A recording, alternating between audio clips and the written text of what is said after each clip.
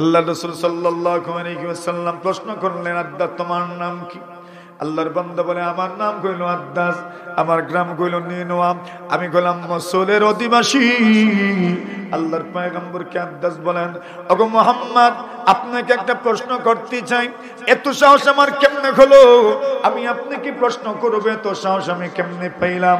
যেহেতু আপনি আমাকে প্রশ্ন করেছেন, আমার সঙ্গে আপনি কথা বলেছেন, এত বড় মানুষ, সত্যি যদি আপনি রাসূল হন, আপনার বড়ত্বের তো কোনো শেষ নাই, আপনার আজমতের কোনো শেষ নাই, আপনার সম্মানের কোনো শেষ নাই, আপনার মর্যাদার কোনো শেষ নাই।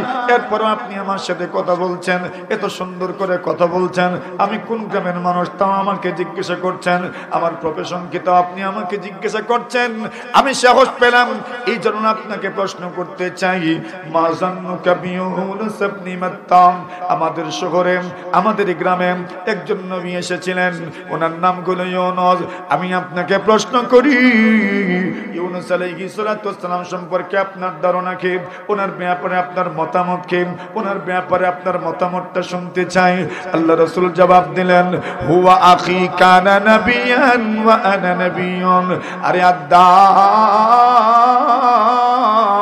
ইউনুস হচ্ছেন আমার ভাই, উনিও নবী ছিলেন, আমি মুহাম্মদও আল্লাহর নবী। জবাব হইছে নি? উনি নবী ছিলেন, উনি আমার ভাই, নবী ছিলেন, আমিও আল্লাহর রাসূল। আদ্দাস বলেন, আমার উত্তর পেয়ে গেছি। আমি যেই জন্য জিজ্ঞাসা করেছিলাম ওই বিষয় তো আমার বোধগম্য হয়ে গেছে, আমি উপলব্ধি করতে পেরেছি, আমার ইয়াকিন হয়ে গেছে, আমার বিশ্বাস হয়ে গেছে, আমার আস্থা এসে গেছে। ওগো মুহাম্মদ, আর দেরি করতে চাই না, এই মুহূর্তে আপনার হাতে হাত রেখে আমি ইসলামের কালিমা পড়ে মুসলমান হয়ে যেতে চাই। আচ্ছা, নবী তো দাওয়াত দিলেন, তায়েফের ময়দানে দাওয়াত দিলেন, বেঈমানরা রাসূলকে কষ্ট দিল, ছোটরাও কষ্ট দিল, বড়রাও কষ্ট দিল। নবীজি মনক্ষুণ্ণ হন নাই, মনটা দুর্বল করেন নাই, ঘাবড়ে যান নাই। পয়গম্বর আলাইহিস সালাতু ওয়াস সালাম নিরাশ হয়ে যান নাই। আল্লাহ রাসূল নিজের চোখে দেখলেন, একবারে হাতে নাতে পেয়ে গেলেন। দাওয়াত দিলাম এক জায়গায়, আল্লাহ পরবর্তীকারে আলম দাওয়াতের ফল ধরাইলেন আরেক জায়গায়। কথা বলেন ঠিক কিনা? এক জায়গায় দাওয়াত দিবেন, ফল ধরবো আরেক জায়গায়। একজনকে উদ্দেশ্য করে কিছু বলবেন, দেখবেন মধ্যখান দিয়ে আরেক ব্যক্তির হিদায়াত হয়ে গেছে। কথা কোন? ওয়াজ করবেন একজনকে, দেখবেন মাঝখান দিয়ে হেদায়েত হয়ে যায় আরেকজনের। সুবহানাল্লাহি ওয়া বিহামদিহি। এইভাবে আল্লাহ তাআলা কাকে কোন সময় কিভাবে আপনার হিদায়াত দিবেন ওইটা কেউ টের পাবে না। রাসূলুল্লাহ সাল্লাল্লাহু আলাইহি ওয়াসাল্লাম, আল্লাহু আকবার, ওই ঘটনা তো আপনারা শুনে থাকবেন। আমি ছোট্টভাবে বলছি, রাসূল করিম সাল্লাল্লাহু আলাইহি ওয়াসাল্লাম এর কাছে একজন বেদুইন বসা, একজন বেদুইন নবী আলাইহিস সালাতু ওয়াস সালামের কাছে বসা। লোকটা তখনও মুসলমান হয় নাই। এমন সময় নবী আকরাম সাল্লাল্লাহু আলাইহি ওয়াসাল্লামের খেদমতে এক সাহাবী আসলেন আর বললেন, ইয়া রাসূলুল্লাহ, সকাল থেকে আমি আমার সন্তানটাকে খুঁজে পাচ্ছি না, এখন খবর পেয়েছি আমার সন্তানটা নাকি বাহিরে এক জায়গায় আছে, আমি তাকে নিয়ে আসতে চাই। রাসূল বলেন, যাও, বাবা হিসেবে তোমার সন্তানকে তুমি নিয়ে আসো, তবে যখন তোমার সন্তানকে পাবে, দীর্ঘ সময় পরে তোমার সন্তানের সাথে তোমার সাক্ষাৎ হচ্ছে, তুমি তোমার সন্তানকে চুমা দিবে না। সুবহানাল্লাহ বলেন। আচ্ছা, কোন চাই সন্তান রে মোটামুটি 1 ঘন্টা পরে দেখা হইলেই সুমা একটা দেওয়া লাগেনি না? মাথুন আপনারা মহব্বত আসেনি সন্তানের জন্য। নবী আলাইহিস সালাতু ওয়াস সালামের কাছে আরাবিরা আসলেন, বেদুইনরা আসলেন, গ্রাম্য মানুষেরা আসলেন। আসার পরে বলেন, তোমরা কি তোমাদের সন্তানদেরকে চুমু দাও? আল্লাহর হাবিব সাল্লাল্লাহু আলাইহি ওয়াসাল্লাম বলেন, হ্যাঁ। সাহাবায়ে কেরাম জবাব দেন, হ্যাঁ, আমরা আমাদের সন্তানদেরকে চুমা দিই। নুকাব্বিলু সুমিয়ানা, আমরা আমাদের সন্তানদেরকে চুমা দিই। আরবি বলেন, আমরা তো আমাদের সন্তানদেরকে চুমাই দেই না। আল্লাহ রাসূল সাল্লাল্লাহু আলাইহি ওয়াসাল্লাম বলেন, আল্লাহ যদি কারো অন্তর থেকে দয়া মায়া উঠায় নেন তো আমার কি করার আছে? সুবহানাল্লাহ বলেন। আল্লাহ যদি কারো অন্তর থেকে দয়া মায়া উঠায় নেন তোমার কি করার আছে? মানে কি? দয়া মায়া না থাকলে তুমি কেমনে চুমা দিবা? দয়া মায়া থাকলে না তুমি চুমা দিবা। এখন নবী চুমা দেন, সাহাবায়ে কেরাম তাদের সন্তানদেরকে চুমা দিতে থাকেন, মায়া মহব্বত করেন। উনি বলেন, ইয়া রাসূলুল্লাহ, এতক্ষণ পরে আমার সন্তানের সাথে সাক্ষাৎ হবে, আমি চুমু দিব না কেন ইয়া রাসূলুল্লাহ? নবী বললেন, তুমি যখন তোমার সন্তানটাকে চুমু দিবে ওই সময় এখানে এমন সন্তানও থাকতে পারে যার বাবা নাই। বুঝছেন? এখন তুমি তোমার সন্তানকে চুমা দিচ্ছ, ওই সন্তানটা যখন দেখবে আরে তার আমার সাথীর বাবা তারে চুমা দিচ্ছে, আমারও যদি বাবা থাকতেন তবে আমারও হয়তো এইভাবে চুমা দিতেন না। রাসূল বলেন তার মনে কষ্ট হবে। অথবা তার বাবা ছিলেন, বাবার আদর পেয়েছে, সোহাগ পেয়েছে, স্নেহ পেয়েছে, মমতা পেয়েছে, হঠাৎ করে বাবা দুনিয়া থেকে চলে গেলেন, বাবা কি দুনিয়াতে আর খুঁজে পায় না। হঠাৎ করে তার স্মরণ হয়ে যাবে আমার বাবা তো এইভাবে আমাকে চুমা দিতেন, এইভাবে মহব্বত করতেন, স্নেহ করতেন, মমতা করতেন। আল্লাহ রাসূল বলেন তুমি এইভাবে যদি চুমা দাও তাহলে ওই বাবাহীন বাবা হারা সন্তানগুলোর মনে কষ্ট হবে, এই জন্য তুমি চুমা দিবা না। পাশের বেদুইন বলেন ওগো মুহাম্মদ আমি তো আর ধৈর্য ধরতে পারি না, সহ্য করতে পারি না, এই মুহূর্তেই মুসলমান হয়ে যেতে চাই। যে ধর্ম এত ছোট্ট বিষয় খেয়াল রাখে, যে ধর্ম মানুষের মনে কোনো দিক থেকে কোনোভাবেই কষ্ট যেন না হয় এই বিষয়টার প্রতি খেয়াল রাখে, ওই ধর্মের চাইতে উত্তম কোন ধর্ম হতে পারে না। ওগো মুহাম্মদ এই মুহূর্তে আমি আপনার হাতে হাত রেখে ইসলামের কালিমা পড়ে মুসলমান হয়ে যেতে চাই। আচ্ছা দেখেন তো এখানে আখলাক এটাই হয়ে গেছে সৎ কাজের আদেশ দেওয়া। সুবহানাল্লাহ। সব সময় আপনি মুখ দিয়ে দাওয়াত দিতে হবে এটা জরুরি নয়, আপনার আখলাকের কারণে অন্যের কাছে বার্তা পৌঁছবে। আপনার আখলাক, আপনার চরিত্র, আপনার আদর্শ অন্যের জন্য একটা বার্তা, সে আপনার এই আখলাক চরিত্র দেখে তাকে ইসলামের জন্য সুপর্দ করে দিবে, ঠিক না? তাহলে আমি যে শুধু দাওয়াত দিব এটাই না, আমি যে শুধু অসৎ কাজ থেকে বারণ করব এটাই না। এই দুনিয়াতে বিশেষ করে যুবক শ্রেণী যারা আছেন, যারা অনুকরণ প্রিয়, অনুসরণ প্রিয়, এরা অন্যের অনুসরণ করে, অন্যের অনুকরণ করে, এরা কিন্তু কোন দিক থেকে আপনাকেও ফলো করছে আপনিও জানেন, ঠিক না? এই দুনিয়াতে আপনারও ফলোয়ার আছে, আপনি জানেন না। ফেসবুকে তো আছেই, ফেসবুক ছাড়া অফলাইনেও আছে, না আছে না? সন্তান বাবাকে ফলো করে, মাকে ফলো করে, বড় ভাইকে ফলো করে, বন্ধুকে ফলো করে, বড়দেরকে ফলো করে, মুরব্বীদেরকে যুবকরা ফলো করে, দেখে আমাদের মুরব্বীরা কেমনে চলছেন, আমাদের মুরব্বীদের চালচলনটা কেমন, আমাদের মুরব্বীদের চরিত্রটা কেমন, আমাদের মুরব্বীদের অবস্থাটা কেমন, এদের কথাবার্তা কেমন, এদের মন মানসিকতা কেমন, মুরব্বীদেরকে যুবকরা ফলো করে। আর যুবক যারা আছে এদেরকে, যারা এখনো কিশোর, এরা এদেরকে ফলো করে। তাহলে বোঝা গেল আমিও কিন্তু কোন মানুষের অনুসরণীয় ব্যক্তিত্ব, তো আমারও চলাফেরার ক্ষেত্রে খেয়াল থাকার দরকার আছে না নাই? আপনি মনে মনে ভাববেন মনে হয় আরে আমি তো আমি হই, না না, আপনি তো আপনি নয়, আপনি তো আপনি আসেনি, সাথে সাথে আপনি অন্যের জন্য একজন আদর্শবান ব্যক্তি। আপনাকে আপনার চলাফেরার ক্ষেত্রে আপনাকে অবশ্যই খেয়াল রাখতে হবে। কত উলামায়ে কেরাম আছেন, কত ছাত্র আছে এমন যারা উস্তাদের বলানো, উস্তাদকে দেখে দেখে অনেক কিছু শিখে ফেলেছে। অনেক ছাত্র আছে নামাজের মধ্যে সিজদায় যাওয়ার পরে আপনার পা কেমনে থাকবে, দুইটা পা কোন অবস্থায় থাকবে, দাঁড়ানো অবস্থায় থাকবে নাকি এইভাবে থাকবে, আল্লাহু আকবার। কত ছাত্র আছে উস্তাদদের পা দেখে দেখে দেখে শিখে নিয়ে। সুবহানাল্লাহ বলেন। এরা অনুসরণ প্রিয়, অনুকরণ প্রিয়, এর অনুসরণ করতে চায়, অনুকরণ করতে চায়, তার সামনে একটা কিছু থাকার দরকার, একটা আদর্শ থাকার দরকার।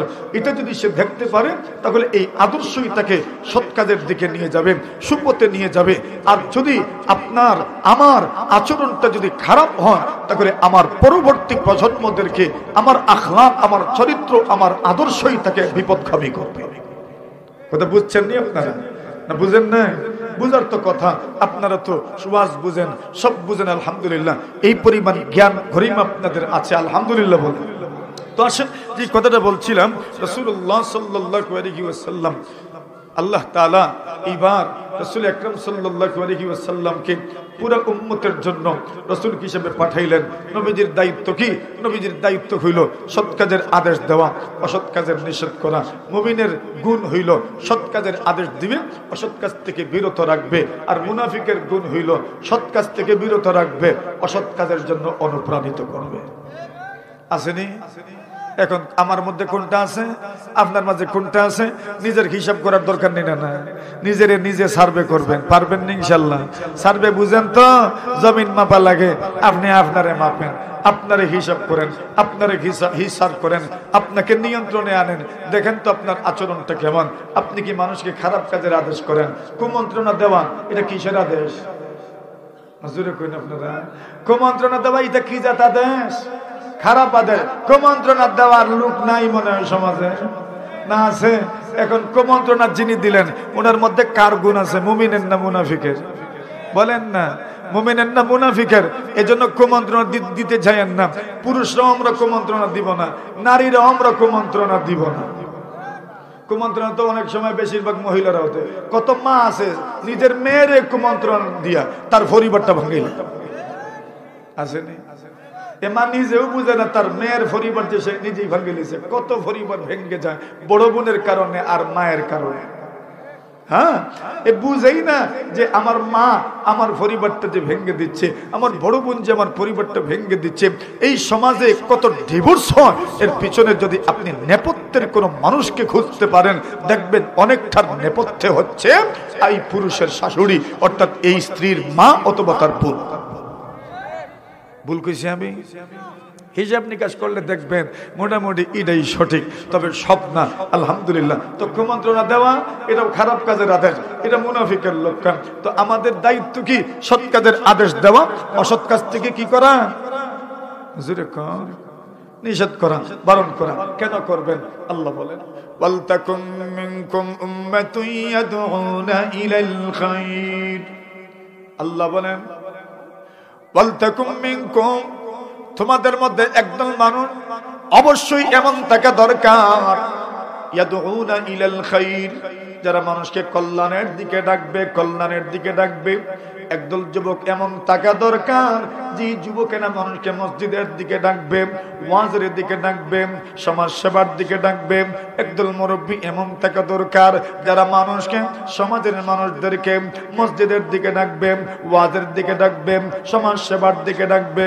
একদল মায়েরা এমন থাকা দরকার যে মায়েরা ওই সমাজের অন্যান্য মায়েদেরকে ভালো কাজের আদেশ দিবেন, ভালো কাজের আদেশ দিবেন। ইয়াদউনা ইলাল খায়র ওয়া ইয়ামুরুনা বিল মা'রুফ ওয়া ইয়ানহাউনা আনিল মুনকার, সৎ কাজের আদেশ দিবেন, অসৎ কাজ থেকে নিষেধ করবে, বারণ করবে। আল্লাহ জানায় দেন, ওগো নবীজি, যে উম্মতের মধ্য থেকে যেই দল, যেই তবকা, যেই গ্রুপ মানুষকে কল্যাণের দিকে ডাকবে, সৎ কাজের আদেশ করবে, অসৎ কাজ থেকে বারণ করবে, আল্লাহ জানায় দেন, তুমি সফল মানুষ দেখতে চাও, তুমি জ্ঞানী গুণী মানুষ দেখতে চাও, কামিয়াব মানুষ দেখতে চাও, সফল মানুষ তুমি দেখতে চাও, সাকসেস মানুষ তুমি দেখতে চাও, আল্লাহ জানায় দেন নবীজি গো, সফল মানুষ যদি কেউ দেখতে চান, সাকসেস মানুষ যদি কেউ দেখতে চান, আল্লাহ পরমার্থিকারে আলম বলেন, যারা মানুষকে কল্যাণের দিকে ডাকে, যারা মানুষকে সৎ কাজের আদেশ দেন, অসৎ কাজ থেকে নিষেধ করেন, আল্লাহ বলেন ওয়া উলাইকা হুমুল মুফলিহুন। আল্লাহ বলেন ওগো নবীজি, সৎ কাজের আদেশ দেনে ওয়ালা, অসৎ কাজ থেকে নিষেধ করনে ওয়ালা, উম্মতকে কল্যাণের দিকে ডাকনে ওয়ালা যারা, ওই মানুষগুলোই হচ্ছে চূড়ান্ত সফল মানুষ, ঠিক কিনা? এটাই চূড়ান্ত পর্যায়ের সফল। এটা আমার কথা না, কার কথা? জোরে বলেন। আপনি সফলতার কি সংজ্ঞা রাখছেন আল্লাহই জানে, আপনার কাছে সফলকে তা একমাত্র আল্লাহই জানেন। তবে আল্লাহ বলছেন আমার কাছে সফল কারা? দুনিয়াতে আপনি মানুষের কাছে সফল হইয়া কি তুইত? কথা বলেন ঠিক না ঠিক? এই দুনিয়ার মানুষের কাছে আপনি সফল ব্যক্তি, এটা হইয়া কি হইতো যদি আল্লাহর কাছে আপনি সফল হইতে পারেন না? আল্লাহ বলছেন সফলকে যারা মানুষকে কল্যাণের দিকে আহ্বান করে, যারা মানুষকে ডাকে, সৎ কাজের আদেশ দেয়, অসৎ কাজ থেকে নিষেধ করে। তাহলে বোঝা গেল সৎ কাজের আদেশ দিবেন, অসৎ কাজ থেকে নিষেধ করবেন, করবেন। সৎ কাজের আদেশ অসৎ কাজ থেকে নিষেধ করলে, অসৎ কাজ থেকে বারণ করলে একটা ফায়দা হইল, সফল হওয়া যায়। কি হওয়া যায়? বুঝুরে বলেন, সফল হওয়া যায়। এই কথাটা মনে রাখেন। এবার আসেন আল্লাহ অন্য আয়াতের মধ্যে বলেন, কুনতুম খায়রা উম্মাহ উখরিজাত লিন-নাস তা'মুরুনা বিল মা'রুফ ওয়া তানহাউনা আনিল মুনকার ওয়া তু'মিনুনা বিল্লাহ। আল্লাহ বলেন কুনতুম খায়রা উম্মাহ, তোমরাই শ্রেষ্ঠ জাতি। সুবহানাল্লাহ, জোরে বলেন। কার কথা? আল্লাহর কথা। কি বলছেন? আপনাদেরকে বলছেন, আমাকে বলছেন, আপনাকে বলছেন, সকলকে বলছেন। কি বলছেন? কুনতুম খায়রা উম্মাহ, তোমরাই শ্রেষ্ঠ জাতি। আরো জোরে। আচ্ছা, আল্লাহ আমাদেরকে শ্রেষ্ঠ জাতি বলছেন, আর সুবহানাল্লাহ বুঝিয়ে তো আসতে আরো জোরে। আল্লাহ কি বলছেন? তোমরাই শ্রেষ্ঠ জাতি। সুবহানাল্লাহ বলেন। খুশি নি আপনারা? আল্লাহু আকবার বলেন। আরো জোরে, আরো জোরে, সবার জবান খুলে আল্লাহু আকবার। কই হইল না তো? আল্লাহ সবার জবান খুলে দেন, সবাই জবান খুলে জোরে সুরে একবার আল্লাহু আকবার। আল্লাহ বলছেন কুনতুম খায়রা উম্মাহ, তোমরাই শ্রেষ্ঠ জাতি, তোমরাই শ্রেষ্ঠ জাতি। কেন আমরা শ্রেষ্ঠ জাতি? আল্লাহ এইবার কারণ দর্শাচ্ছেন, কারণ বর্ণনা করছেন। উখরিজাত লিন-নাস, তোমাদের আবির্ভাব হয়েছে মানুষের জন্য। সুবহানাল্লাহ, তোমাদের আবির্ভাব হয়েছে মানুষের জন্য। আচ্ছা, আবির্ভাব তো হয় নবী রাসূলদের, আবির্ভাব তো হয় নবী রাসূলদের, কিন্তু আল্লাহ বলছেন তোমরাই শ্রেষ্ঠ জাতি। কেন? তোমাদেরও আবির্ভাব হয়েছে উম্মাহের জন্য। সুবহানাল্লাহ। আচ্ছা, আমাদের আবির্ভাব মানে, আমাদের আবির্ভাবের অর্থ কি? আমাদেরকে কি দুনিয়াতে পাঠানো হয়েছে? হ্যাঁ বলছেন, হ্যাঁ আপনাদেরকে দুনিয়াতে পাঠানো হয়েছে। নবী রাসূলদেরকে যেভাবে উম্মতের হিদায়াতের জন্য পাঠানো হয়েছে, এই রাসূলের উম্মতকেও আল্লাহ এই উম্মতের পরবর্তীদের হিদায়াতের জন্য পাঠানো হয়েছে। সুবহানাল্লাহ। কথা বুঝছেন নি? এখন ওই কথাটা একটা ছোট্ট হাদিসের মাধ্যমে আমি আপনাদেরকে বুঝাইয়া দেই যে এই উম্মতের মানুষগুলো এরাও আল্লাহর পক্ষ থেকে প্রেরিত, এদেরকেও পাঠানো হয়েছে। আল্লাহ যেভাবে রসুলকে পাঠিয়েছেন, এই উম্মতের প্রত্যেকটা সদস্যকে আল্লাহ প্রেরণ করেছেন। সুবহানাল্লাহ। কেমনে? এক ঘটনা শুনছেন আপনারা, আমার থেকেই শুনতে পারেন। ওই ঘটনাটা আলোচনার প্রাসঙ্গিক ভাবে বোঝার জন্য আপনাদেরকে বলছি। রাসূলুল্লাহ সাল্লাল্লাহু আলাইহি ওয়াসাল্লামের খেদমতে এক সাহাবী উপস্থিত হইলেন, আর উপস্থিত হয়ে রাসূল সাল্লাল্লাহু আলাইহি ওয়াসাল্লামকে প্রশ্ন করলেন, মাতাস সাআতু ইয়া রাসূলুল্লাহ, ওগো নবীজি, কিয়ামত কোন দিন সংঘটিত হইবে? সুবহানাল্লাহ। কি প্রশ্ন করছেন? ঘুমাই গেছেন নি আপনারা? সজাগ আসুন নি? সব সজাগ নিয়ে আপনারা? প্রশ্ন কিতা জোরে কর। মাশাআল্লাহ, ওয়াজ বুঝছেন আলহামদুলিল্লাহ। ওই বললে বুঝা গেল ওয়াজ যে বুঝ হইন। প্রশ্ন কি? কিয়ামত ইজাত প্রশ্ন আপনারা জীবনে কোনো মানুষের করছেন নি? কিয়ামত কোন দিন প্রশ্ন? কত প্রশ্ন করছেন? বলে বান্নি কোন দিন? ইতা প্রশ্ন করছেন। কিয়ামত কোন দিন? ইতা প্রশ্ন করছেন নি কোনদিন? হাখরাত কোন দিন? ইতা প্রশ্ন করছেন নি আপনারা? মাথুন না, এই তো কয়েকদিন আগের থেকেই শুরু হয়েছে। হাকরাত কোন দিন হইব? তা হাকরাত কোন দিন ইজাত প্রশ্ন মানুষরা করছে। কিয়ামত কোন দিন ইজাত প্রশ্ন কেউ করছে নি কোনদিন? কেউ করে না। আরে কিয়ামত কোন দিন? কিয়ামতের প্রশ্ন করবা, বোঝা গেছে কিয়ামত সম্পর্কে কেউ জানে মনে হয়, অথবা কিয়ামতের প্রস্তুতি আপনারা আছে মনে হয়। আল্লাহর নবীজির এই সাহাবী বেদুন মানুষ, আরবি মানুষ, সরল সহজ মানুষ, আমরার মতো গ্রাম্য মানুষ। সুবহানাল্লাহ। কোন জায়গার মানুষ? আমরা গ্রামের না। আপনারা তো মোটামুটি শহরের, কোটার কোন শহরের, আমরা তো আরো বেশি গ্রামের। তো উনি একজন গ্রাম্য মানুষ। নবী আলাইহিস সালাতু ওয়াস সালামকে বলেন, ইয়া রাসূলুল্লাহ, কিয়ামত কোন দিন? সুবহানাল্লাহ, জোরে বলেন। কিয়ামত কোন দিন? ইজ্জতের প্রশ্ন করছেন। কিয়ামত কোন দিন? নবী আকরাম সাল্লাল্লাহু আলাইহি ওয়াসাল্লাম বলেন, ওয়ামা আদাততা লাহা, কিয়ামত কোন দিন? এই প্রশ্ন করো, বুঝা গেছে তোমার কিয়ামতের প্রস্তুতি আছে মনে হয়। আরে ওয়ামা আদাততা লাহা, কিয়ামতের জন্য তুমি কি প্রস্তুতি গ্রহণ করেছো? নবীর সাহাবী একদম সরল সহজ ছিলেন। উনি বলেন, ইয়া রাসূলুল্লাহ, তেমন নফল নামাজ, তেমন নফল রোজা কিচ্ছুই তো আমার নাই, তবে একটা আছে, আল্লাহ এবং তার রাসূলকে ভালোবাসি। আল্লাহ রাসূল বলেন, তত মূলটাই ধরছো তুমি। সুবহানাল্লাহ বলেন, ইন্নাকা মা'a মান আহবাবতা, যার সঙ্গে তোমার মহব্বত, তার সঙ্গে তুমি থাকবে। বেঈমানের সঙ্গে যদি তোমার মহব্বত থাকে, জাহান্নামী হবে। ঈমানদারের সাথে যদি মহব্বত থাকে, জান্নাতি হবে। নবী রাসূলকে যদি মহব্বত করো, সাহাবীদেরকে যদি মহব্বত করো, আলেমকে যদি মহব্বত করো, তার সঙ্গেই তুমি জান্নাতি হবে। আর যদি ফাসিক ফুজ্জার বেঈমানকে তুমি মহব্বত করো, তাহলে অপেক্ষায় থাকেন ডাইনে না বাউয়ে মাতুন্না আপনারা। ওয়া আসহাবুল শিমালি মা আসহাবুল শিমাল, এরা বামপন্থী, বামে যাইবেন। আরে ভাই, রাসূল সাল্লাল্লাহু আলাইহি ওয়াসাল্লামের সাহাবী আনাস ইবনে মালিক এই হাদিস বর্ণনা করেছেন। খুব মনোযোগ দিয়ে আমার ওই কথাটা শুনিয়েন, বুঝিয়েন কি বলছেন আনাস ইবনে মালিক রাদিয়াল্লাহু তাআলা আনহু। আনাস ইবনে মালিক বলেন, ফামা ফারিহনা বিশাইইন বাদাল ইসলামি ফারহানা বিকাউলিন নবী সাল্লাল্লাহু আলাইহি ওয়াসাল্লাম, ইন্নাকা মা'a মান আহবাবতা। আনাস ইবনে মালিক বলেন, নবীজি যত কথা জীবনে বলেছেন আর আমি নবীর জবান থেকে যত কথা আমি শুনেছি, ইসলাম গ্রহণ করার পরে এই কথা শোনার পরে যে পরিমাণ আনন্দিত হয়েছি, অন্য কথা শুনে এত আনন্দিত হই নাই। কোন কথা? যার সঙ্গে তোমার মহব্বত, তার সঙ্গে তোমার হাসর, ওই কথাটা শুনে আমি এত আনন্দিত হয়েছি, অন্য কোনো কথা শুনে এত আনন্দিত হই না। এখন কেন? উনি এবার কারণ দর্শাচ্ছেন। ফাইন্নী উহিব্বু রাসূলুল্লাহ ওয়া আবু বকর ওয়া ওমর। আল্লাহর নবীর সাহাবী আনাস বলেন, আরে আমি কেন আনন্দিত হলাম? আমি তো আল্লাহর রাসূলকে মহব্বত করি, আবু বকরকে মহব্বত করি, ওমরকে মহব্বত করি। আল্লাহু আকবার। জোরে বলেন। বুঝেন নাই?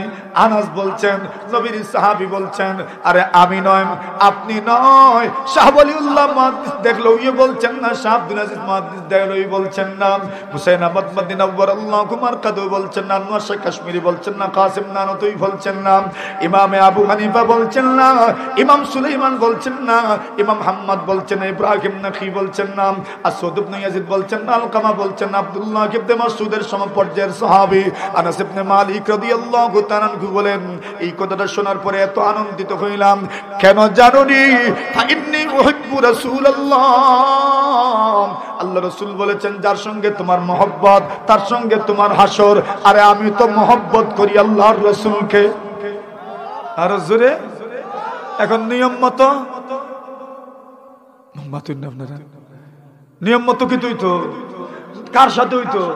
রসুলের সাথে হইতো। কেন? আমি রসুলকে মহব্বত করি। রসুল তো বলছেন, ইন্নাকা মা মান আহবাবতা, যার সঙ্গে তোমার মহব্বত, তার সঙ্গে তোমার হাসর। ফাইন্নী উহিব্বু রাসূলুল্লাহ। আমি তো রসুলকে মহব্বত করি, আবু বকরকে মহব্বত করি, ওমরকে মহব্বত করি। ওয়া আরজু আন আকুনা মাআহুম ওয়া ইল্লাম আ'মাল বিমিসলি আ'মালিহিম। আনাস ইবনে মালিক বলেন, আমার আশা আমি আল্লাহর রসুলের সঙ্গে থাকবো, আবু বকরের সঙ্গে থাকবো, ওমরের সঙ্গে থাকবো, যদিও আমার আমল তাদের মতো নয়। কেন? রাসূল তো বলেন নাই যার আমলের মতো তোমার আমল হবে তার সঙ্গে তুমি জান্নাতে থাকবে, এই কথা তো বলেন নাই। বলছেন যার সঙ্গে তোমার মহব্বত, তার সঙ্গে তুমি ওই জায়গায় থাকবে, তার সঙ্গে তোমার হাসর হবে। আমি তো রাসূলকেই মহব্বত করি, আমি তো আবু বকরকে মহব্বত করি, আমি তো ওমরকে মহব্বত করি, আমি তো উসমানকে মহব্বত করি, আমি তো আলীকে মহব্বত করি, আমি তো বড় বড় সাহাবীদেরকে মহব্বত করি, আমি তো উলামায়ে কেরামদেরকে মহব্বত করি। আরে তো আশা তো করতেই পারি এদের সাথেই আমার হাসর হবে। হ্যাঁ, তো বুঝা গেল মহব্বত করার দরকার আছে না নাই? ভালো মানুষদেরকে মহব্বত করার দরকার আছে না নাই? আসেন, যেই কথাটা বলছিলাম, এখন তো রাসূল সাল্লাল্লাহু আলাইহি ওয়াসাল্লামকে উনি প্রশ্ন করলেন, মাতা সাহা, কিয়ামত কোন দিন? 2 নম্বরে আপনার প্রশ্ন করার পরে আল্লাহ রাসূল সাল্লাল্লাহু আলাইহি ওয়াসাল্লামকে বললেন, রাসূল আমার মনে চায় আপনার জন্য আমি একটা দোয়া করতাম। সুবহানাল্লাহ। ইলা জাসিয়া দোয়া করছনি আমরা লাগি করছেন হয়তো, কিন্তু কইছেন না তো কোনোদিন বলে, হুজুর আপনার লাগে একটা দোয়া করতাম, মনে চায় আপনার সামনে তুইয়া। এইভাবে তো বলেন নাই, তবে গোপনে আমাদের জন্য যে দোয়া করেন এটা আমাদের বিশ্বাস আছে, এটা আমাদের বিশ্বাস আছে। কত বিপদের সম্মুখীন হয়, আল্লাহ তাআলা বিপদ থেকে উদ্ধার করেন। আরে এটা তো আপনাদের দোয়া, এটা তো আপনাদের মহব্বত, এটা তো আপনাদের ভালোবাসা, এটা আমাদেরকে বুঝাইতে হবে না, বলতেও হবে না। এই বিশ্বাস যতটুকু বলবেন এর চাইতেও বেশি আছে। কথা বুঝছেন? তবে মনে রাখেন আমরাও কিন্তু আপনাদের জন্য দোয়া করি, ওইটাও মনে রাখেন, বিশ্বাস রাখেন, আমরাও আপনাদের জন্য দোয়া করি। এখন তো রাসূল সাল্লাল্লাহু আলাইহি ওয়াসাল্লামকে উনি বলেন, ইয়া রাসূলুল্লাহ আমি আপনার জন্য একটা দোয়া করতাম। আল্লাহ রাসূল বলেন, এর চাইতে সারপ্রাইজ দুনিয়াতে আর কি হইতে পারে? তুমি আমার জন্য দোয়া করবে, এর চাইতে বড় উপহার আমার জন্য আর কি হইতে পারে? তুমি আমার জন্য দোয়া করবে। আচ্ছা করো তুমি আমার জন্য দোয়া। এখন দোয়াটা শরীরেই তা নিয়ে আপনারা সন্তানি দোয়া, এই জাতের দোয়া করার দরকার নাই আমরার জন্য। উনি যে দোয়া করছেন ওই দোয়া শুনেন, নবীজির সামনে করছেন দোয়া। নবী আলাইহিস সালাতু ওয়াসালামকে বলেন, ইয়া রাসূলুল্লাহ আমি আপনার জন্য দোয়া করতাম। নবী বলেন, করো না, কি দোয়া করতে চাও? উনি দোয়া করেন, আল্লাহুম্মা আরহামনি ওয়া মুহাম্মাদা ওয়া লা তারহাম মা'ানা আহাদা। আল্লাহ নবীর সাহাবী আল্লাহকে ডাক দিয়ে বলেন, আল্লাহ আমাকে দয়া করো এবং মুহাম্মদকে দয়া করো, আমরা দুইজনের সাথে 3 নম্বর অন্য কাউকে দয়া করিও না। সুবহানাল্লাহ না আমিন। কিছুই তো এখন আমিন কইলে বিপদ আছে এখানে। কেন? উনি দোয়া করছেন, আল্লাহ আমারে দয়া করেন, মুহাম্মদ সাল্লাল্লাহু আলাইহি ওয়াসাল্লামকে দয়া করেন, আমরার সাথে 3 নম্বর কাউকে দয়া করিয়েন না। আল্লাহ রাসূল বলেন, তুমি থামো তো দেখি একবার। সুবহানাল্লাহ, থামাইলেন আর থামায় বললেন লাকাত তাহাজ্জারতা ওয়াসিহা, তোমার কাছে মনে হয়েছে আল্লাহর রহমতের ভান্ডার ছোট মনে হয়,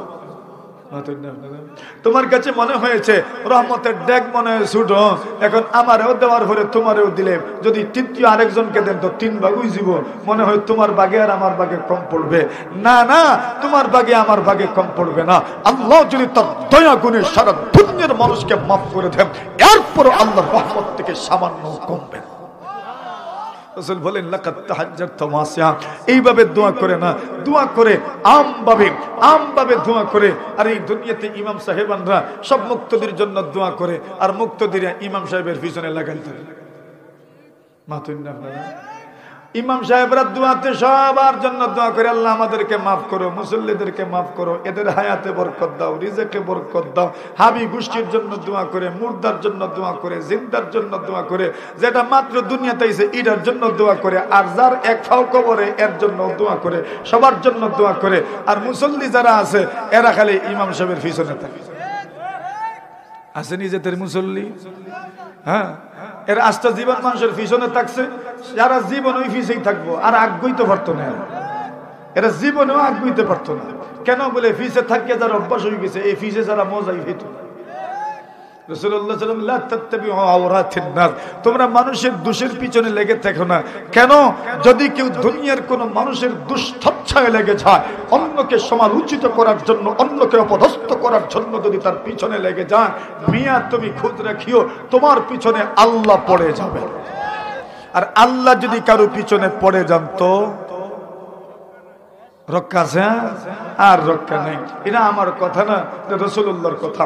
এই জন্য মন মেজাজকে ফ্রেশ রাখবেন, মানসিকতাকে ফ্রেশ রাখবেন, কালোকে কালো বলবেন, সাদাকে সাদা বলবেন, পারবেন না ইনশাআল্লাহ।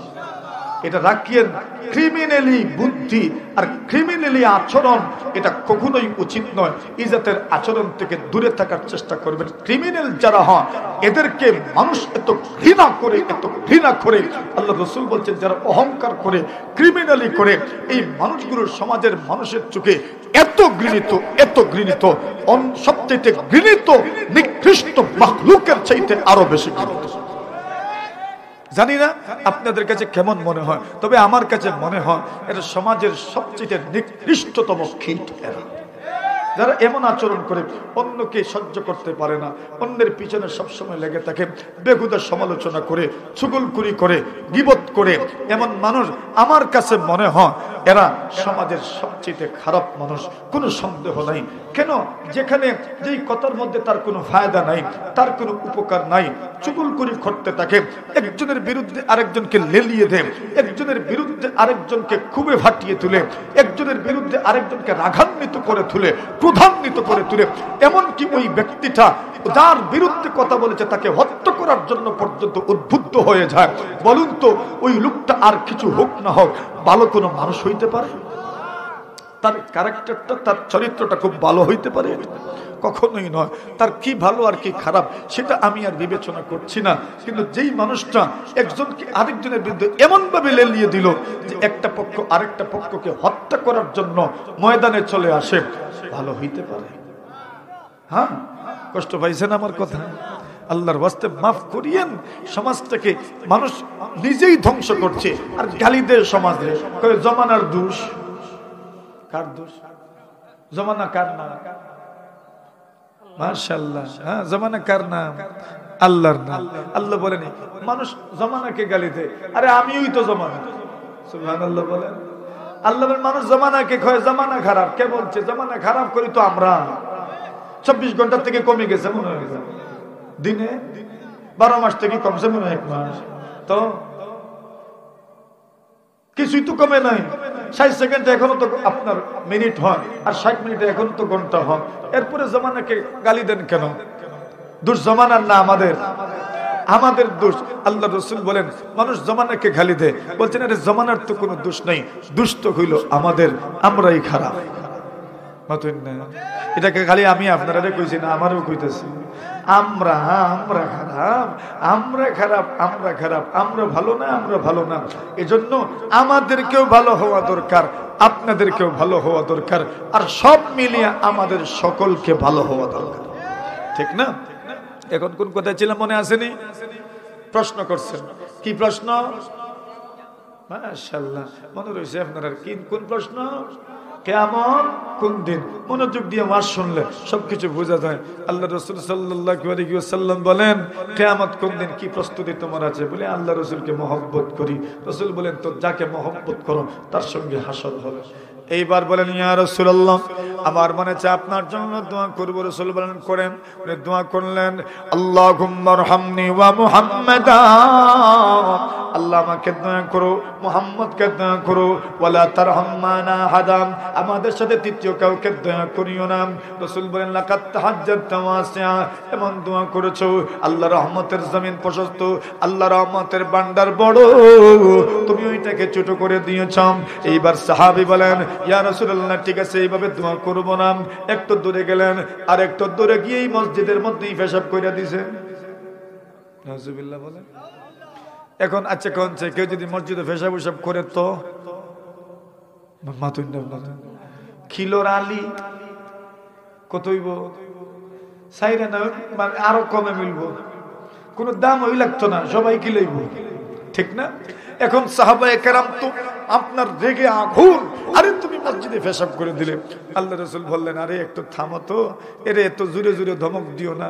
এ যে ধমক দিতাছ, যদি পেশাব এখন বন্ধ করে, শুরু তো করি ওই দিছে, মনে করেন শুরু করছে তো, এখন যদি তারে কও ধমক দো জোরে, আর যদি হার্ট ব্রেক ধরে, তো কিতা মনে করেন? গাড়ি যদি খুব দ্রুত গতিতে থাকে আর হার্ট ব্রেক ধরে, তো অ্যাক্সিডেন্ট হয়নি না? এখন যদি এই ব্যক্তি হার্ট ব্রেক ধরে, তো কি হইব? অ্যাক্সিডেন্ট হইব, মানে রোগ হইব। আর যদি হার্ট ব্রেক ধরে না, স্লো ব্রেক ধরে, তো এখন তো এক জায়গা ধরে মাথুন না, আস্তা মসজিদ ভরবনি না। রাসূল বলেন, বাদ দেও, ধমক দিও না। ডাইকে আনলেন খাসে, সুবহানাল্লাহ বলেন। দাওয়াত কেমনে দিবেন দেখেন, দাওয়াত কেমনে দিবেন, সৎ কাজের আদেশ করবেন কেমনে। কেউ যদি কোনো খারাপ কাজ করে বুঝে না বুঝে, তাকে আপনি বুঝাইবেন কেমনে দেখেন রাসূল কেমনে বুঝাচ্ছেন। রাসূল সাল্লাল্লাহু আলাইহি ওয়াসাল্লাম ডাইকে আনলেন, বলেন, ইন্না হাযিহিল মাসাজিদ লা তাসলুহু লিশাইইন মিনাল বাউলি ওয়াল কাদির। আল্লাহ রাসূল সাল্লাল্লাহু আলাইহি ওয়াসাল্লাম দেখে আনলেন, কাছে বসাইলেন, পাশে বসাইলেন। পাশে বসানোর পরে বললেন, সাহাবীরা আমার, এগুলো আল্লাহর ঘর মসজিদ, এগুলো আল্লাহর ঘর মসজিদ, আল্লাহর ঘর মসজিদ। আরে কার ঘর? কার ঘর? বলেন কার ঘর? ওই কথাটা বলার মধ্যে একটা মহব্বত আছে না নাই? আরে আল্লাহ বলেন, ইন্না হাযিহিল মাসাজিদ, এই সমস্ত মাসাজিদ, মসজিদগুলো কেন বানানো হয়েছে? কেন বানানো হয়েছে? আল্লাহ পরওয়ারদিগারে আলম বলেন, মসজিদগুলো বানানো হয়েছে নামাজের জন্য, জিকিরের জন্য, আল্লাহকে ডাকার জন্য। ওই নামাজ মসজিদগুলো শুধু আল্লাহকে ডাকা হবে, আল্লাহর জিকির করা হবে, নামাজ পড়া হবে, আল্লাহর জিকিরের মাধ্যমে। আল্লাহর ঘর মসজিদগুলো গুঞ্জরিত হবে আল্লাহর জিকিরের মাধ্যমে। আল্লাহর ঘর মসজিদ সবসময় আবাদ থাকবে, এই জন্য মসজিদ। আল্লাহ রাসূল বলেন, ওরে সাহাবী আমার শোনো, ইন্না হাযিহিল মাসাজিদ, এই সমস্ত মসজিদ কার ঘর? জোরে, আল্লাহর ঘর মসজিদ। ওই সমস্ত মসজিদের মধ্যে পেশাব করা জায়েজ নয়, ওই সমস্ত মসজিদের মধ্যে ময়লা আবর্জনা ফেলা জায়েজ নয়, ওই সমস্ত মসজিদের মধ্যে তুতু ফেলা জায়েজ নয়, মসজিদের মধ্যে তুতু ফেলা জায়েজ নয়, কাশ ফেলা জায়েজ নয়, নাকের ময়লা ফেলা জায়েজ নয়। আল্লাহ রাসূল সাল্লাল্লাহু আলাইহি ওয়াসাল্লাম বলেন, সাহাবীরা রে, মসজিদের মধ্যে কেউ যেন তুতু না ফেলে। রাসূল সাল্লাল্লাহু আলাইহি ওয়াসাল্লাম বলেন, লা ইয়াবযুকান্না আহাদুকুম ফিল মসজিদ, কেউ যেন মসজিদের মধ্যে তুতু না ফেলে, কেউ যেন মসজিদের মধ্যে তুতু না ফেলে, কেউ যেন মসজিদের মধ্যে তুতু না ফেলে। আল্লাহ রাসূল বলেন, কেউ যদি তুতু ফেলেই দেয়, আল্লাহ রাসূল বলেন, কাফারাতুহা দাফনুহা, আল্লাহ রাসূল বলেন ওইটাকে দাফন করে নেবেন। এখন দাফন করবেন কেমনে? মসজিদের মধ্যে তো টাইলস লাগানো, মসজিদের নিচটা প্লাস্টার করা, মসজিদের নিচটা পাকা করা, কেমনে দাফন করবেন? আল্লাহ রাসূল বলেন, তুমি ইটা মুছে নাও, টিস্যু যদি হাতে থাকে নিজে পরিষ্কার করে নাও। সুবহানাল্লাহ, জোরে বলেন। আল্লাহ রাসূল সাল্লাল্লাহু আলাইহি ওয়াসাল্লাম একদিন মসজিদে ঢুকলেন, ফারাআ নাখামাতান ফি জিদারিল মসজিদ। আল্লাহ রাসূল তাকায় দেখেন মসজিদের মধ্যে তুতু লেগে আছে। পয়গম্বর আলাইহিস সালাতু ওয়াসসালাম এই পরিমাণ রাগান্বিত হলেন, এই পরিমাণ রাগান্বিত হলেন। আল্লাহ রাসূল বলেন, আল্লাহর ঘর মসজিদে তুতু ফেলা যায় না, আল্লাহর ঘর মসজিদের মধ্যে কোনো বাধা কাটা ফেলা যায় না, আল্লাহর ঘর মসজিদের মধ্যে কোনো ধরনের খড়কুটা ফেলা যাবে না, আল্লাহর ঘর মসজিদে নুক ফেলবেন না, আল্লাহর ঘর মসজিদের মধ্যে তুতু ফেলবেন না, আল্লাহর ঘর মসজিদে পকেট ঝাড়বেন না, আল্লাহর ঘর মসজিদের মধ্যে মসজিদে ঢুকেছেন পকেটের মধ্যে ফান একটা লইছিলেন, এইবার ফান থেকে সুনো ফোরছে ফেকেটো, জর্দা ফোরছে ফেকেটো, এখন জারার জায়গা মসজিদ। আরে রাসূল বলছেন তুমি মসজিদে যেতে পারবা না, ইন্না হাদিহিল মাসাজিদ লা তাসলুহু লিশাইইন মিনাল বাউলি ওয়াল কাদির। আল্লাহ রাসূল বলেন মসজিদ আল্লাহর ঘর, ওইখানে পেশাব করা যাবে না, খড়কুটা ফেলা যাবে না, ময়লা আবর্জনা ফেলা যাবে না। আল্লাহ রাসূল সাল্লাল্লাহু আলাইহি ওয়াসাল্লামের সাহাবী বলেন, ইয়া রাসূলুল্লাহ, ওগো নবীজি এইবার বুঝতে পেরেছি, এইবার বুঝতে পেরেছি, আগামীতে জীবনেও এমন হবে না। সুবহানাল্লাহ। সাহাবী বুঝে নিলেন। এইবার রাসূল সাল্লাল্লাহু আলাইহি ওয়াসাল্লাম বাকিদেরকে বললেন, ও সাহাবীরা আমার, তোমরা পানি নিয়ে আসো, পানি নিয়ে আসো, পানি নিয়ে আসো। রাসূল সাল্লাল্লাহু আলাইহি ওয়াসাল্লাম এইবার পানি ঢেলে দিলেন, পরিষ্কার হয়ে গেল, পরিষ্কার হয়ে গেল, এবার পাক হয়ে গেছেন। কিন্তু জমিন পাক করার জন্য শুধু দৌত করা জরুরি নয়, জমিনে যদি কেউ পেশাব করে আর যদি শুকায় যায় সাথে সাথেই পাক হয়ে যাবে। সুবহানাল্লাহ বলেন। কি হয়ে যাবে? পাক হয়ে যাবে, শুকাইলেই পাক হয়ে যাবে, নাই কিচ্ছু, শুকাইলেই পাক। পেশাব করছে কেউ, জমিন শুকায় গেছে, পাক হয়ে যাবে। সুবহানাল্লাহ জোরে বলেন। এজন্য আল্লাহর জমিনে কত গরু আর ছাগলে পেশাব করছে, কিন্তু শুকাইয়া যদি যায় নামাজ পড়েন কোনো অসুবিধা নেই। সুবহানাল্লাহ বলেন। নামাজ পড়েন কোনো অসুবিধা নেই, এখানে নামাজ পড়তে পারবেন। আল আরদু ইযা জাফফাত ফাকাত তাহুরাত, জমিন যখন শুকিয়ে যায় তখন এমনিতেই পাক হয়ে যায়। মেরা মুহতারাম হাজিরিনে কেরাম, এখন দেখেন নবী কেমনে বুঝাইলেন। আল্লাহু আকবার। এত বড় অপরাধ করে বসেছেন, কিন্তু রাসূল উনাকে বুঝাচ্ছেন, রাসূল সাল্লাল্লাহু আলাইহি ওয়াসাল্লাম উনাকে বুঝাচ্ছেন কি সুন্দর করে, কি মায়ায়, কি মমতায়, কি মহব্বতে, কি আদরে, কি স্নেহে, কি সুন্দর করে বুঝাইলেন। উনি বললেন, ইয়া রাসূলুল্লাহ, বুঝছি, আর জীবনে করতাম না। সুবহানাল্লাহ কইন না আপনারা, বুঝছেন না? আরেক সাহাবী নবী আকরাম সাল্লাল্লাহু আলাইহি ওয়াসাল্লামের কাছে গেলেন, যুবক সাহাবী, আর গিয়ে রাসূলকে বলেন, ইয়া রাসূলুল্লাহ, আমাকে অনুমতি দেন, আমি জিনা করতে চাই। নাউযুবিল্লাহ বলেন। জিনা মহাপাপ। আল্লাহ রাসূল সাল্লাল্লাহু আলাইহি ওয়াসাল্লাম বলেন, ইজতানিবুস সাবআল মুবিকাত। আল্লাহর পয়গম্বর বলেন, 7টা বিধ্বংসী গুনাহ থেকে তোমরা বেঁচে থাকো। ওই 7টা বিধ্বংসী গুনাহের মধ্যে একটা গুনাহের নাম হলো জিনা। আল্লাহ পরমার্দিগারে আলম তার বান্দা বান্দির পরিচয় দিতে গিয়ে বলেন, ওয়া ইবাদুর রহমানিল্লাযীনা ইয়ামশুনা আলাল আরদি খাওনা ওয়া ইযা খাতাবাহুমুল জাহিলুনা ক্বালু সালামান। এইভাবে বলতে বলতে আল্লাহ পরমার্দিগারে আলম বলেন, ওয়াল্লাযীনা লা ইয়াদউনা মা'আল্লাহি ইলাহান আখার ওয়া লা ইয়াকতুলুন النفس التي حرم الله إلا بالحق ولا يزنون ومن يفعل ذلك يلقى أثاما يضاعف له العذاب يوم القيامة ويخلد فيه مهانا। আল্লাহ রাব্বুল আলামিন তার বান্দা বান্দীদের পরিচয় তুলে ধরেছেন যারা আল্লাহর সঙ্গে অন্য কাউকে শিরিক করে না, কোন মানুষকে, কোন নিরপরাধ সত্তাকে, কোন নিরপরাধ মানুষকে হত্যা করে না। ওয়ালা ইয়াজনুন, এরা জিনা করে না, ব্যভিচারের মধ্যে লিপ্ত হয় না। আল্লাহ পরমার্দিগারে আলম বলেন, ওয়া মান ইয়াফআল যালিকা ইয়ালকা আসামা।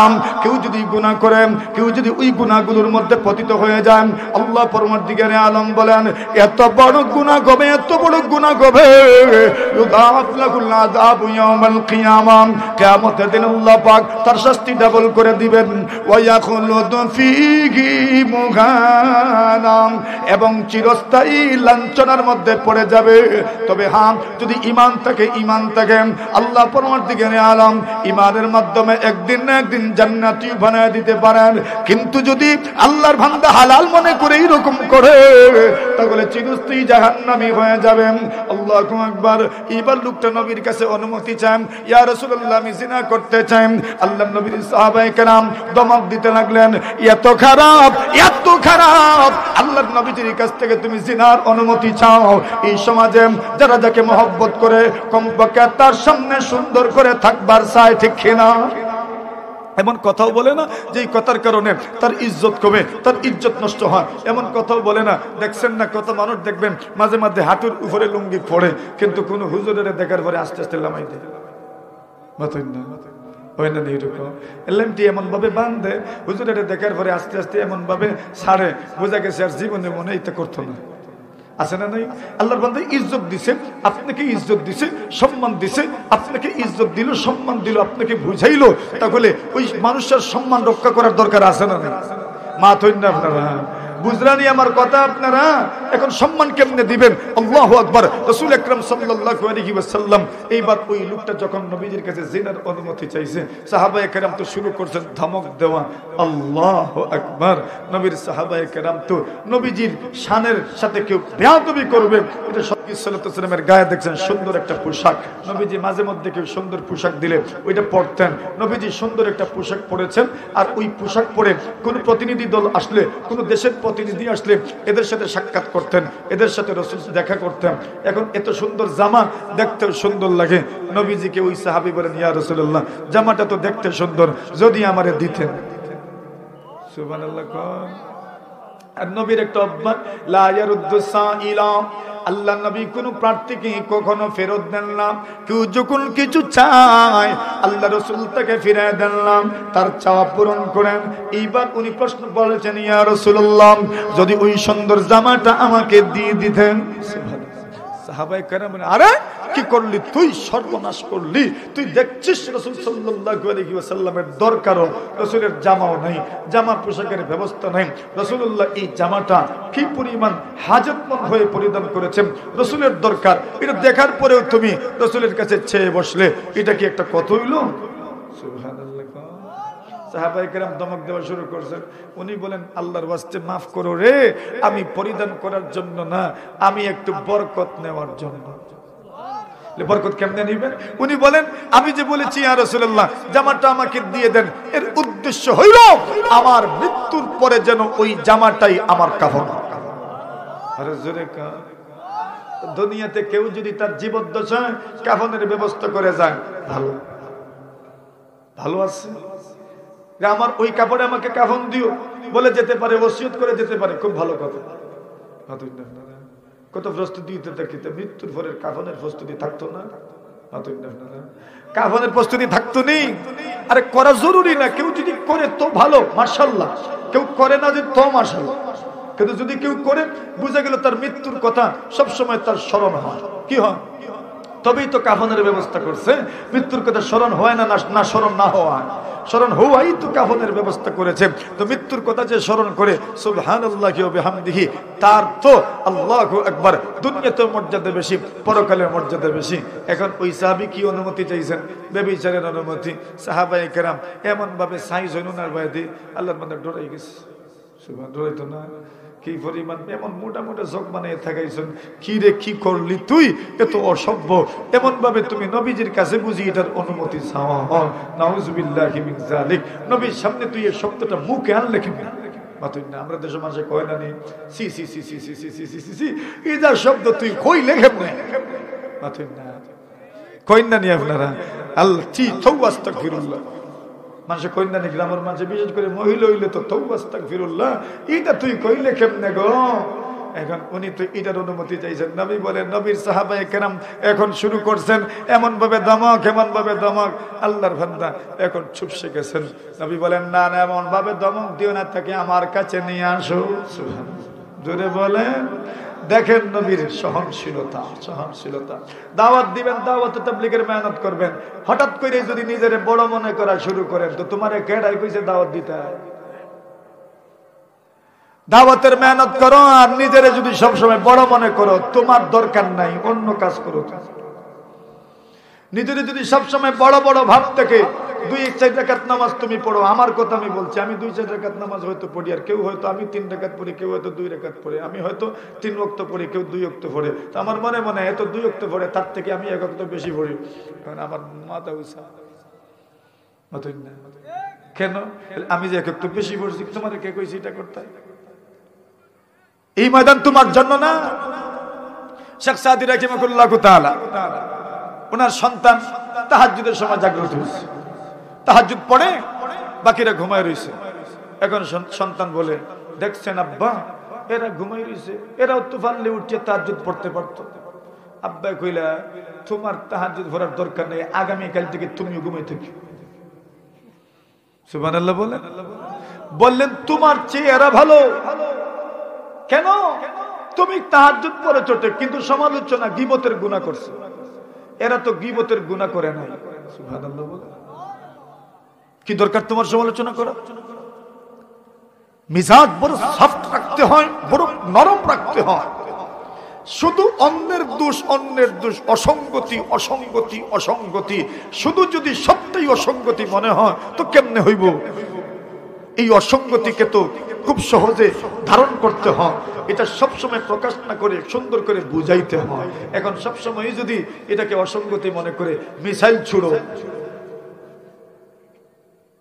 তো দাওয়াত দিবে কেমনে? এই জন্য দাওয়াতের ক্ষেত্রে মিজাজ কেমন থাকতে হবে? এই ব্যক্তি জিনার অনুমতি চাইছে, সাহাবায়ে কেরাম গরম হয়ে গেছেন, কেন তুই এমন কথা বললি? নবী বলেন, তারে আমার কাছে নিয়ে আসো। নবী বললেন, আতুহিব্বু যালিকা মা বিনতিক, তোমার মেয়ের সঙ্গে যদি কেউ জিনা করে তুমি কি ভালো পাবে? তুমি কি পছন্দ করবে? ক্বালা লা ইয়া রাসূলুল্লাহ, নবীজি কখনোই নয়। قال رسول الله صلى الله عليه وسلم وكذلك الناس لا يحبونه لبناتهم أتحب ذلك مع أمك؟ قال لا يا رسول الله. قال كذلك الناس لا يحبونه لأمهاتهم. قال أتحب ذلك لأختي؟ قال لا يا رسول الله. جعلني الله فداك يا رسول الله. الله رسول বলেন, كذلك الناس لا يحبونه لأخواتهم, দুনিয়ার কোন মানুষ তার বোনদের সাথে এমন আচরণকে পছন্দ করে না। আল্লাহর নবী বলেন, তুমি যার সঙ্গে জিনা করতে চাও সে দুনিয়ার কোন মানুষের মেয়ে হবে, কোন মানুষের মা হবে, কোন মানুষের বোন হবে, কোন মানুষের খালা হতে পারে, কোন মানুষের ফুফু হতে পারে। দুনিয়ার কোন মানুষ তার নিকটাত্মীয়, তার মাহরাম কার সঙ্গে কেউ জিনা করবে পছন্দ করে না। এইবার তুমি যে করতে তোমার কারো আর তোমার কোন আত্মীয়ের সাথে এমন ঘটনা তুমি পছন্দ করো না, কিন্তু তুমি অন্যের কোন আত্মীয়ের সাথে এমন করবা, এটা কি ইনসাফ হইল? আল্লাহ রাসূল এইবার তার বুকে হাত দিয়ে বললেন, আল্লাহুম্মা ফির যামবা, আল্লাহ তার গুনাহ maaf করে দাও, ওয়া তাখির কলবাম ওয়া হাসিন ফারজাম, আল্লাহ পরওয়ারদিগারে আলম তার লজ্জাস্থানের হেফাজত করো, ওয়া হাসিন কলবাহু ওয়া হাসিন ফারজাম ওয়া তাখির কলবা, তার অন্তরটাকে পবিত্র করে দাও, অন্তরটাকে পবিত্র করে দাও, ওয়া গফির যামবাম, এবং তার জীবনের সব গুনাহ maaf করে দাও। আল্লাহর নবীর সাহাবী বলেন, ইয়া রাসূলুল্লাহ, ইয়া হাবিবাল্লাহ, এইবার তো বুঝে এসে গেছে, আর জীবনে আমি এমন কোন পথে পাড়া দিব না। বুঝে নিয়েছেন? কি সহজ, কি সহজ, কি সুন্দরভাবে বুঝে নিয়েছেন। নবী মাইন্ড পরিবর্তন করে দিয়েছেন, মানসিকতাটাকে পরিবর্তন করে দিয়েছেন। দাওয়াতের প্রধান টার্গেট হচ্ছে মাইন্ড পরিবর্তন করা, মানসিকতা পরিবর্তন করে দেওয়া। যদি এটা করতে পারেন সফল। কথাটা বুঝে আসছে নি? এজন্য দাওয়াত, এজন্য তাবলীগ, দাওয়াতের তাবলীগ সৎ কাজের আদেশ, অসৎ কাজের নিষেধ ধৈর্যের সাথে করতে হয়। ওয়াসবির আলা মা আসাবাক ইন্না যালিকা মিন আজমিল উমুর। আল্লাহ বলেন, যখন তুমি দাওয়াতের কাজ করতে যাইবে, মানুষ তোমাকে দেখবে আর বলবে, দেখছো রে মূল্য হয়ে গেছে। এখন এই জন্য নতুন নতুন নামাজ পড়ে মনে করুন, কইব কিতারে মূল্য হয়ে গেছে। এখন দেখেন বন্ধুও কয় ঠাট্টা করে। আল্লাহ বলছেন, এই লাইনে আসলেই ঠাট্টা করবো মানুষ, তুমি ওই ঠাট্টাকে, বিদ্রুপকে মাথায় নিও না। এখন কেমনে কি করবেন? তোমারে ফিমেল যারা আছে এরা তোমারে দেখে সমালোচনা করবে। বলছেন চিন্তা করিও না, আল্লাহর উপর ভরসা রাখো, কাজ চালিয়ে যাও, এটা তোমার শক্ত ঈমানের পরিচয়। জোরে কয়, ধৈর্য যদি ধরতে পারো, কি জাতি ঈমানের পরিচয়? শক্ত ঈমানের পরিচয়, শক্ত ঈমানের পরিচয়। এইভাবে যদি ঈমানটাকে মজবুত করতে পারেন দাওয়াতের লাইনে, ইনশাআল্লাহুল আজিজ সমাজের পরিবর্তন হবেই হবে। নিজেকে বড় মনে করে নয়, এদের ভাই হয়ে যাবে, এদের বন্ধু হয়ে যাবে। নিজেকে বড় মনে করবেন না, নিজেকেও ছোট মনে করবেন। নিজের দোষের দিকে খেয়াল দিবেন, নিজের অপরাধগুলোর দিকে খেয়াল রাখবেন, নিজের অপরাধগুলোকে স্মরণ রাখবেন। ইনশাআল্লাহুল আজিজ আপনার মাধ্যমেই সমাজ পরিবর্তন হবে। আর যদি নিজেকে সবসময় উপরে রাখতে চান, বড় মনে করতে চান, তো খালি আঙ্গুল বুঝলেন, আমার মা তুতিতা খালি আঙ্গুল তুললেন, অমুক ওইটা ওইটা ঠিক না, ওইটা ঠিক না, ওইটা ঠিক না। আরে মিয়া তোমার দিকে কয়টা? তিনটাই তো তোমার দিকে আর একটা আমার দিকে। এখন তোমার আঙ্গুলে কয় মিয়া তুমি আগে ঠিক হো, তুমি আগে ঠিক হো, আমি কই তুমি ঠিক হো, তুমি ঠিক হো। না, তো সবার ঠিক হওয়ার দরকার নেই। হ্যাঁ, আল্লাহ বলেন, আল্লাহ রাসূল বলেন, ওয়াল্লাযী নাফসু মুহাম্মাদিন বিয়াদিহি, যার হাতে আমার, যার দস্তে কুদরতে আমার জান, যার নিয়ন্ত্রণে আমার জান, তার কসম করেছেন। কার নিয়ন্ত্রণে? আল্লাহর। ওই কসম ওয়াল্লাযী নাফসি বিয়াদিহি, আল্লাহ রাসূল বলেন আল্লাহর কসম করে বলি, লা তা'মুরুন্না বিল মারুফ ওয়া লা তানহাউন্না আনিল মুনকার, তোমরা মানুষকে সৎ কাজের আদেশ দাও, অসৎ কাজ থেকে নিষেধ করো। যদি করো আলহামদুলিল্লাহ, যদি করো না আওলা ইউশিকান্নাল্লাহু আইয়াবাতা আলাইকুম ইকাবাম মিনহু থুম্মা তাদউনাহু ফালা ইউস্তাজাবু লাকুম। আল্লাহ রাসূল বলেন যদি সৎ কাজের আদেশ করো না, অসৎ কাজ থেকে যদি নিষেধ করো না, আল্লাহ রাসূল সাল্লাল্লাহু আলাইহি ওয়াসাল্লাম বলেন অনতি বিলম্বে আল্লাহ পরমর্দিগারে আলম আসমান থেকে তোমাদেরকে আযাব দিবেন, আযাব দিবেন, আযাব দিবেন, আযাব দিবেন। সুম্মা তাদউনাহু ফালা ইউস্তাজাবু লাকুম, আল্লাহর কাছে দোয়া করবেন কিন্তু কোনো দোয়া কবুল হবে না। নাউজুবিল্লাহ। দাওয়াতের মেহনত ছেড়ে দিলে, সৎ কাজের আদেশ ছেড়ে দিলে, অসৎ কাজের থেকে নিষেধ করে ছেড়ে দিলে আর কি হবে না? দোয়া, দোয়া কবুল হইতো না। এখন এক জাতের মানুষ আমরা আছি, আমি আমার কথা কই রে বা আপনারা না, এক জাতের মানুষ আমরা আছি, আমরা মসজিদে ঢুকি, মসজিদে যাই, নামাজে পড়ি। এখন মনে করেন সব আর কোনো 5 ওয়াক্ত পড়েনি, কেউ আছে শুধু শুক্রবারে পড়ে। এখন শুক্রবারে এই ব্যক্তি মসজিদে আমার পরে যারা 5 ওয়াক্ত পড়েন, এরা খালি এমনি এমনি চাই সাইয়া কিতা বুঝায়, বেটা তুই খালি শুক্রবারে পড়ো, স্যার আমরা 5 ওয়াক্ত পড়ি। সমালোচনা করে, দেখছো নি আজ তো সপ্তাহ খবর নাই, এখন আইছে। আচ্ছা কোন চাই এই সমালোচনা, এই ব্যক্তি আর শুক্রবারে আইব না কেন? বলে কিছু মুসল্লি সমালোচনার কারণে মসজিদে যায় না। অথচ আপনার জন্য উচিত হইল তাকে আপনি বুঝাইবেন, মাশাআল্লাহ আসনি মসজিদে কত সুন্দর লাগছে, আচ্ছা তুমি আজকে যদি জুম্মার সময় আসতে পারো তো কালকে তো জোরে আসতে পারবো, বুঝা গেল জোরে তুমি আসতে পারো। আরে বাজারেই তো থাকো, চলো নামাজটা পড়ে আসি, আসরে ভাইও, মাগরিবে ভাইও, যে ব্যক্তি আসবেন তাকে সুন্দর করে আপনি বরণ করে নেবেন, তাকে আগ্রহ, তাকে আপনি উৎসাহ দিবেন, তাকে আপনি বলবেন মাশাআল্লাহ নামাজটা পড়ো। আমার তো মনে হয় এইভাবে যদি সবাই করে তাহলে বেশি দিন লাগবে না, গোটা সমাজটাই তো নামাজি দ্বারা ভরে যাবে। কিন্তু আমরা কি করি, খালি সমালোচনা করি, মানে এটার আইতো না মসজিদ। আর আস্তা দিন খালি কুটকুটি করতো মসজিদ, আস্তা দিন বইয়া কিতা করতো মসজিদ, হামানের সময় কুটকুটি করে, বাইর হওয়ার সময় কুটকুটি করে। কুটকুটি বুঝুননি আপনার আইতা, এখন হামানের সময় কুটকুটি করে, বাগির বসে কিতা কুটকুটি করে, নামাজি নেই, মুসল্লি নেই, কিচ্ছু নেই। হ্যাঁ নামাজি মুসল্লি কিচ্ছু। আচ্ছা তুমি যে এই সমালোচনা করলা, এই লোক তো আসবে না মসজিদে।